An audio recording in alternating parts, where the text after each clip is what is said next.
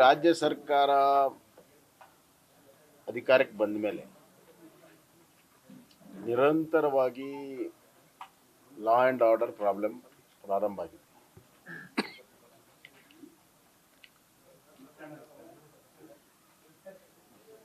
ಕಾನೂನು ಸುವ್ಯವಸ್ಥೆ ಸಂಪೂರ್ಣ ಹದಗೆಟ್ಟಿದೆ. ಕೊಲೆ, ಸುಲಿಗೆ, ಡಕಾಯಿತಿ, ಗುಂಡಾಗಳ ರಾಜ್ಯ ಆಗಿದೆ.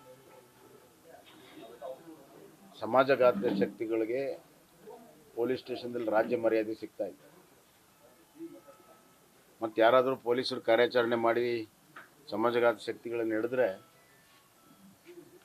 ರಾಜಕೀಯವಾಗಿ ಇಂಟರ್ಫಿಯರ್ ಆಗಿ ಮಧ್ಯಪ್ರವೇಶ ಆಗಿ ಅವ್ರನ್ನ ಬಿಡಿಸುವಂಥ ಕೆಲಸ ಭಾಳ ದೊಡ್ಡ ಪ್ರಮಾಣದಲ್ಲಿ ನಡೆದಿದೆ. ಕಾಂಗ್ರೆಸ್ಸಿನ ರಾಜಕೀಯ ನೀತಿಯಿಂದ ಇವತ್ತು ಸಮಾಜಘಾತಕ ಶಕ್ತಿಗಳು, ಗುಂಡಾಗಳು ಇವತ್ತು ರಾಜಾರೋಷವಾಗಿ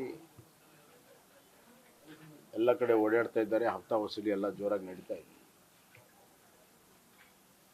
ಪೊಲೀಸ್ ಸ್ಟೇಷನ್ ಸೆಟಲ್ಮೆಂಟ್ ಸೆಂಟರ್ಸ್ ಆಗಿದೆ.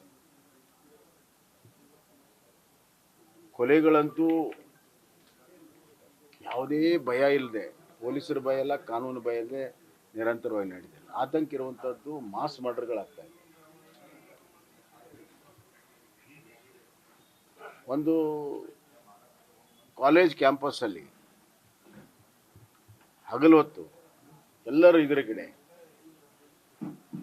ಒಬ್ಬ ಹುಡುಗ ಆ ಹೆಣ್ಮಗುಗೆ 9 ಬಾರಿ ಇರಿದು ಓಡೋಗ್ತಾನೆ ಅಂತಂದರೆ ಅವನ ಹಿಂದೆ ಯಾವ ಶಕ್ತಿ ಇದೆ, ಯಾವ ಪ್ರಚೋದನೆ ಇದೆ, ಯಾವ ಷಡ್ಯಂತ್ರ ಇದೆ? ಅವನಿಗೆ ಅಷ್ಟು ಧೈರ್ಯ ಹೆಂಗೆ ಬಂತು? ಒಬ್ಬನೇ ಅಷ್ಟು ಧೈರ್ಯ ಮಾಡೋಕ್ಕೆ ಸಾಧ್ಯನೇ ಇಲ್ಲ. ಸಮಾಜದಲ್ಲಿ ಇವತ್ತು ಇವರ ಆಡಳಿತದಿಂದ ಎಲ್ಲೆಡೆ ದ್ವೇಷ ಇದೆ. ಅದು ಕೂಡ ಇಂಥ ಘಟನೆಗಳಿಗೆ ಕಾರಣ ಇದೆ. ಇದು ಕೇವಲ ಒಂದೇ ಒಂದು ಪ್ರಕರಣ, ಒನ್ ಆಫ್ ಪ್ರಕರಣ ಅಂತ ನೋಡಬಾರ್ದು. ನಾನು ಕೇಳಿದೆ, ಈಗ ಗೃಹ ಸಚಿವರ ಮಾತುಗಳನ್ನು ಕೇಳಿದೆ.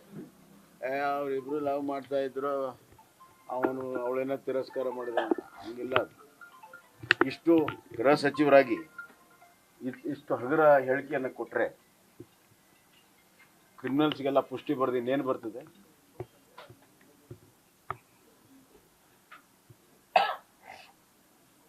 ಕಾಲೇಜ್ ಕ್ಯಾಂಪಸ್ಸಲ್ಲಿ ಹಗಲು ಹೊತ್ತಿನಲ್ಲಿ ಈ ಥರ ಮಾಡಬೇಕಾದ್ರೆ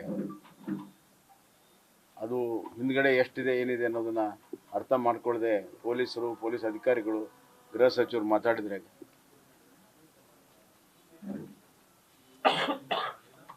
ಎರಡನೇದಾಗಿ ಪೊಲೀಸ್ ಕಮಿಷನರ್ ನಿನ್ನೆ ಸ್ಟೇಟ್ಮೆಂಟ್ ಕೊಟ್ಟರೆ, ಹುಬ್ಳಿಧಾರವಾಡ ಪೊಲೀಸ್ ಕಮಿಷನರು,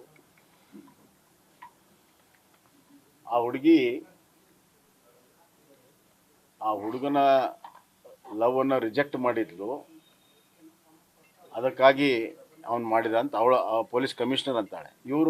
ಅವರಿಬ್ಬರ ನಡುವೆ ಲವ್ ಇತ್ತು ಅಂತ ಹೋಮ್ ಮಿನಿಸ್ಟರ್ ಅಂತಾರೆ. ಇಲಾಖೆಯ ಕಮಿಷನರು ಹೇಳಿಕೆಗೂ ಗೃಹ ಸಚಿವ ಹೇಳಿಕೆಗೂ ಎಷ್ಟು ವ್ಯತ್ಯಾಸ ಇದೆ ಹೇಳ್ತೀನಿ. ನಿನಗೇನು ಬೇಕು ಅದನ್ನ ಹೇಳ್ತೀನಿ ಸರ್. ಅಲ್ಲಿ ಸ್ಥಳೀಯವಾಗಿರೋದು ಪೊಲೀಸ್ ಕಮಿಷನರ್. ಅಲ್ಲಿ ಏನಿದೆ ಆ ವಸ್ತುಂಶಗಳನ್ನು ಅವ್ರು ಹೇಳಿದ್ದನ್ನು ತಿರುಚಿ ಗೃಹ ಸಚಿವರು ಹೇಳ್ತಾರೆ ಅಂತಂದರೆ ಇದನ್ನು ರಾಜಕೀಯ ದೃಷ್ಟಿಕೋನದಿಂದ ಅವ್ರು ನೋಡ್ತಾ ಇದ್ದಾರೆ. ರಾಜಕೀಯ ದೃಷ್ಟಿಕೋನದಿಂದ, ಮತ ಬ್ಯಾಂಕ್ ದೃಷ್ಟಿಕೋನದಿಂದ ಅದನ್ನು ಸಂಪೂರ್ಣವಾಗಿ ತಿಳಿಗೊಳಿಸಿ ದಾರಿ ತಪ್ಪಿಸುವಂಥ ಕೆಲಸವನ್ನು ಸರ್ಕಾರ ಮಾಡ್ತಾ ಇದೆ. ಹಾವೇರಿ ಪ್ರಕರಣದಲ್ಲಿ ಹೆಂಗೆ ಮಾಡಿದ್ರು? ಹಾವೇರಿಯಲ್ಲಿ 6 ಜನ ನಿರಂತರವಾಗಿ ರೇಪ್ ಮಾಡಿದರೆ ಪ್ರಾರಂಭದಲ್ಲಿ ಏನು ಹೇಳಿದರು? ಇದು ರೇಪ್ ಅಲ್ಲ ಅಂತ ಹೇಳಿದ್ರು. ಆ ಸೆಕ್ಷನ್ ಬುಕ್ ಮಾಡಿದ್ದೇ ಬೇರೆ. ಆಮೇಲೆ ಆ ಹೆಣ್ಮಗಳು ಓಪನ್ ಆಗಿ ವಿಡಿಯೋ ಬಿಟ್ಟ ಮೇಲೆ, ಆಮೇಲೆ 164 ಸ್ಟೇಟ್ಮೆಂಟ್ ಕೊಟ್ಟ ಮೇಲೆ ಆಮೇಲೆ ರೇಪಿನ ಸೆಕ್ಷನ್ಸ್ ಹಾಕಿದ್ರು. ಅವತ್ತು ಕೂಡ ಭಾಳ ಹಗುರವಾಗಿ ತಗೊಂಡ್ರದ್ದು. ಇಲಾಖೆ ಮತ್ತು ಮಿನಿಸ್ಟರ್ ಬೆಳಗಾಂನಲ್ಲಿ ಸೆಷನ್ ನಡೆಯುವಂತಹ ಸಂದರ್ಭದಲ್ಲಿ ವಿಧಾನಸಭೆಯಿಂದ 5 ಕಿಲೋಮೀಟರ್ ದೂರದಲ್ಲಿರುವಂಥ ಹಳ್ಳಿಯಲ್ಲಿ ಒಬ್ಬ SC ಮಹಿಳೆಯನ್ನ ನಗ್ನ ಮಾಡಿ ಕಂಬಕ್ಕೆ ಕಟ್ಟಿ ಹಲ್ಲೆ ಮಾಡಿದ್ದಾರೆ.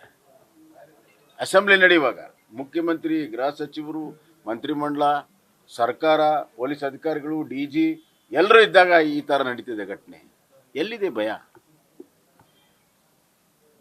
ಎಲ್ಲಿದೆ ಭಯ? ಇಲ್ಲಿ ಒಬ್ಬ ಅಲ್ಪಸಂಖ್ಯಾತ ಹೆಣ್ಮಗಳು, ಅವಳಿಗೆ ರಕ್ಷಣೆ ಕೊಡದೆ ಹೋದರು. ಮುಖ್ಯಮಂತ್ರಿಗಳು ಬಂದೇನು ಹೇಳಿದ್ರು, ಶಾಸಕರೇ ನೀವು ರಕ್ಷಣೆ ಕೊಡಿ ಅಂದ್ರೆ ಶಾಸಕರ ರಕ್ಷಣೆ ಕೊಡೋಕ್ಕಾಗತ್ತಾ? ಅಂದರೆ ಅಲ್ಲಿ ಮತ್ತೆ ಅವಳು ಏನು ಮಾತಾಡಬಾರ್ದಂಗೆ ನೋಡ್ಕೊ ಅಂತ ಅದರ ಅರ್ಥ. ಸರ್ಕಾರ ರಕ್ಷಣೆ ಕೊಡಬೇಕು. ಯಾವ ರೀತಿ ಅಡ್ಮಿನಿಸ್ಟ್ರೇಷನ್ ನಡೀತಾ ಇದೆ ಈ ರಾಜ್ಯದಲ್ಲಿ? ನಿನ್ನೆ 4 ಜನ ಮರ್ಡರ್ ಬೆಂಗಳೂರಿನಲ್ಲಾಗಿದೆ. ಗದಗ್ನಲ್ಲಿ ನಮ್ಮ ಮಕ್ಕಳೇ ನಮ್ಮ ಉಪಾಧ್ಯಕ್ಷರು, ನಗರಸಭಾ ಅಧ್ಯಕ್ಷರ ಮನೆಯಲ್ಲಿ ಅವರು 4 ಜನ ಸದಸ್ಯರು ಮರ್ಡರ್ ಆಗಿದೆ. ಮಾಸ್ ಮರ್ಡರ್ಗಳಾಗ್ತಾ ಇದೆ. ಏನೇ ಕಾರಣ ಇದ್ರೂ ಕೂಡ ಕಾನೂನು ಮತ್ತು ಪೊಲೀಸರು ಭಯ ಇಲ್ಲ ಅನ್ನೋದು ಸ್ಪಷ್ಟ ಆಗಿದೆಯಲ್ಲ. ಯಾಕಂದ್ರೆ ಹಿಂದಿನ ಯಾವುದೇ ಪ್ರಕರಣದಲ್ಲಿ ಶಿಕ್ಷೆ ಆಗಿಲ್ಲ. ನಿರಂತರವಾಗಿ ನಡೀತಾ ಇದೆ. ಇವು 2 ಪ್ರಕರಣ ಅಂತಲ್ಲ, ಕಾನೂನು ಸುವ್ಯವಸ್ಥೆ ಸಂಪೂರ್ಣ ಕುಸಿತೋಗಿದೆ. ಇಷ್ಟೆಲ್ಲ ನಡೆದರೂ ಕೂಡ ಮುಖ್ಯಮಂತ್ರಿಗಳು ಒಂದು ಟ್ವೀಟ್ ಮಾಡ್ತಾರೆ. ಟ್ವೀಟ್ ಮಾಡಿದ್ರೆ ಜವಾಬ್ದಾರಿ ಮುಗೀತಾವ. ಮಾಧ್ಯಮಿಗೆ ಒಂದು ಟ್ವೀಟ್ ಮಾಡಿಬಿಟ್ರೆ ಜವಾಬ್ದಾರಿ ಮುಗೀತು. ಮುಂದೆ ಈ ಕಡೆ ತಿರುಗಿ ನೋಡಿದ್ರು. ಇಷ್ಟೆಲ್ಲ ಆದರೂ ಏನಾಗದಿರೋ ಒಂಥರ ಕಣ್ಣು ಮುಚ್ಕೊಂಡು ಕೂತಿದ್ದಾರೆ. ಈ ಸರ್ಕಾರ ಇವತ್ತು ಈ ರಾಜ್ಯವನ್ನು ಅಧೋಗತಿಗೆ ತಗೊಂಡು ಹೋಗ್ತಾ ಇದೆ. ಜನರು ಸುರಕ್ಷತೆ ಇಲ್ಲ, ಹೆಣ್ಮಕ್ಳು ಸುರಕ್ಷತೆ ಇಲ್ಲ, ಅಲ್ಪಸಂಖ್ಯಾತರು ಸುರಕ್ಷತೆ ಇಲ್ಲ, SC ಜನನೂ ಕೂಡ ಸುರಕ್ಷತೆ ಇಲ್ಲ ಈ ರಾಜ್ಯದಲ್ಲಿ. ಚುನಾವಣೆ ಅಂತಲ್ಲ, ಚುನಾವಣೆ ಪೂರ್ವದಲ್ಲಿ ಆಗಿರುವಂಥ ಘಟನೆಗಳನ್ನು ವೀಕ್ಷಣೆ ಮಾಡಿದರೆ, ಆಮೇಲೆ ನಾನೆಲ್ಲೋ ನೋಡಿದೆ, ಈಗ ಡೆಪ್ಟಿ CM ಅವರು ಅವ್ರ ಕಾಲದಲ್ಲಿ ಆಗಿಲ್ವಾ ಅಂತ ನಾನು ಹೇಳಕ್ಕೆ ಇಚ್ಛೆಪಡ್ತೇನೆ. ನಿಮ್ಮ ಪೊಲೀಸ್ ದಾಖಲೆಗಳೇ ಹೇಳ್ತವೆ 43% increase on crime against woman in this government. ಇದಕ್ಕೇನು ಹೇಳ್ತೀರಿ ನೀವು? ಡಿಫೆಂಡ್ ಮಾಡ್ಕೊಳ್ತೀರಾ ಇಂಥ ಪ್ರಕರಣಗಳನ್ನು?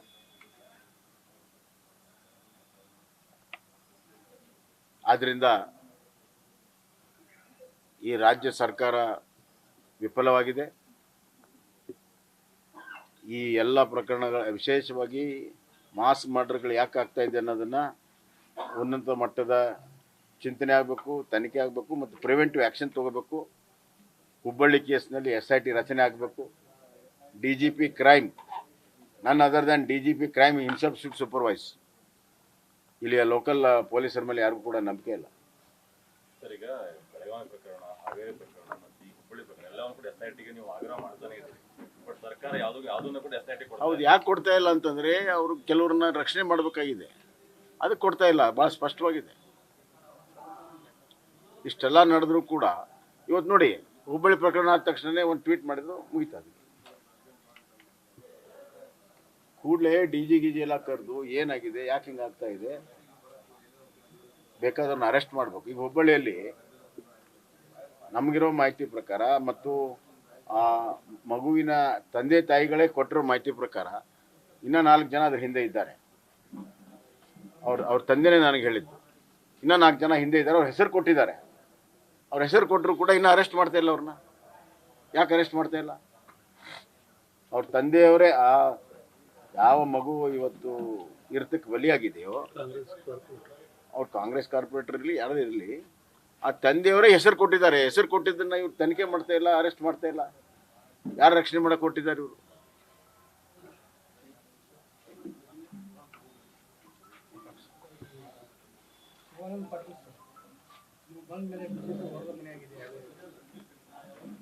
ಅಲ್ರಿ, ಅಲ್ಲಿ ಅವರು ದಯವಿಟ್ಟು ಅವ್ರು ಬಿಜಾಪುರ ಜಿಲ್ಲೆ, ಅವ್ರು ಬಾಗಲಕೋಟೆ ಜಿಲ್ಲೆ ನೋಡ್ಕೊಳಕ್ಕೆ ಇಲ್ಲಿದ್ದೇನೆ ಅಂತ. ಬೊಮ್ಮಾಯಿಯವರಿಗೆ ವಯಸ್ಸಾಗಿದೆ, ಈಗ ಎಲ್ಲ ಮುಖ್ಯಮಂತ್ರಿ ಅಧಿಕಾರ ಅನುಭವಿಸಿದ್ರು. ನನ್ನ ಪ್ರಕಾರ ಶಿವಾನಂದ ಪಾಟೀಲ್ ನನಗಿಂತ ದೊಡ್ಡವರು. ಅವ್ರಿಗೆ ವಯಸ್ಸಾಗಲಿಲ್ಲ ಅಂದ್ರೆ ನನಗೇನು ವಯಸ್ಸಾಗುತ್ತೆ? ಈಗ ಅವ್ರು ಮಂತ್ರಿ ಇದ್ದಾರೆ, ಆರಾಮಾಗಿರ್ಬೋದಾಗಿತ್ತಲ್ಲ. ಬಾಗಲಕೋಟೆಯಲ್ಲಿ ಪಾಪ ವೀಣಾ ಕಾಶ್ಯಪ್ನವ್ರು ಕಳೆದ ಬಾರಿ ಸೋತು ಹೋರಾಟ ಪ್ರತಿಯೊಂದು ಊರಿಗೆ ಹೋಗಿ ಹೋರಾಟ ಮಾಡಿದ್ರು. ಅವ್ರು ಬಿಟ್ಟು ಕೊಡ್ಬೋದಾಗಿತ್ತಲ್ಲ. ಎಲ್ಲ ಅಧಿಕಾರವನ್ನು ಅನುಭವಿಸಿದ್ದಾರೆ, ಯುವಕರಿಗೆ ಆ ಜೊತೆ ಕೊಡ್ಬೋದಿತ್ತಲ್ಲ. ಅದೇ ಹೇಳ್ತಾ ಇರೋದು. ಈಗ ಅವ್ರು ಮಂತ್ರಿ ಇದ್ರಲ್ಲ, ಪಾಪ ವೀಣಾ ಕಾಶ್ಯಪ್ನವ್ರು ಬಿಟ್ಟು ಕೊಡ್ಬೋದಲ್ಲ. ಮೊದಲು ಅವ್ರ ಮೇಲೆಯಲ್ಲಿ ಏನು ಬಿದ್ದಿದೆ ನೋಡ್ಕೊಳ್ಳಿ. ಕಾಂಗ್ರೆಸ್ನವ್ರು ಯಾಕೆ ನಿಮ್ಮ ವಯಸ್ಸಿನ ಬಗ್ಗೆನೇ ಟಾರ್ಗೆಟ್ ಮಾಡ್ತಿದ್ದಾರೆ H K Patil? H K ಪಾಟೀಲ್ರಂತೂ ನನಗಿಂತ 10 ವರ್ಷ ಅವ್ರು ವಿಷಾದ ಕೂಡ ವ್ಯಕ್ತಪಡಿಸಿದ್ದಾರೆ. ಯಾಕೆ ವಯಸ್ಸು ಮನಸ್ಸಿನಲ್ಲಿ ಇದೆ. ಬರುವಂಥ 5 ವರ್ಷದಲ್ಲಿ ನಾನು ಎಷ್ಟು ಅಭಿವೃದ್ಧಿಯನ್ನು, ಯಾವ ರೀತಿ ಅಭಿವೃದ್ಧಿಯನ್ನು ಎಷ್ಟು ಗಟ್ಟಿಯಾಗಿ ಮಾಡ್ತೀನಿ ಅನ್ನೋದನ್ನ ಮೇಲೆ ತೀರ್ಮಾನ. ಅಲ್ಲ ಸರ್, ಬೊಮ್ಮಾಯಿ ಅವರು ಬಂದ ಬಳಿಕ ಒಡೆದ ಮನೆಯಾಗಿದೆ. ಈಶ್ವರಪ್ಪ ಅವರು ಅವ್ರ ಎದೆಯಲ್ಲಿ ಶ್ರೀರಾಮ್ ಇದ್ದ, ಮೋದಿ ಇದ್ದ, ಈಗ ಅವ್ರ ಎದೆಯಲ್ಲಿ ಏನಿದೆ ಅಂತೇಳಿ ಅದು ಗೊತ್ತಿಲ್ಲಪ್ಪ, ಈಶ್ವರಪ್ಪ ಅವ್ರಿಗೆ ಕೇಳಬೇಕು. ನಾನೇನು ಹೇಳಿ ಯಾರ್ಯಾರ ಎದೆಯಲ್ಲಿ ಏನೇನಿದೆ ನಾನೇ ಹೆಂಗೆ. ನ್ಯೂಸ್ ಫಸ್ಟ್ ನಿರ್ಭೀತಿಯಿಂದ ನಿಮ್ಮ ಪರವಾಗಿ.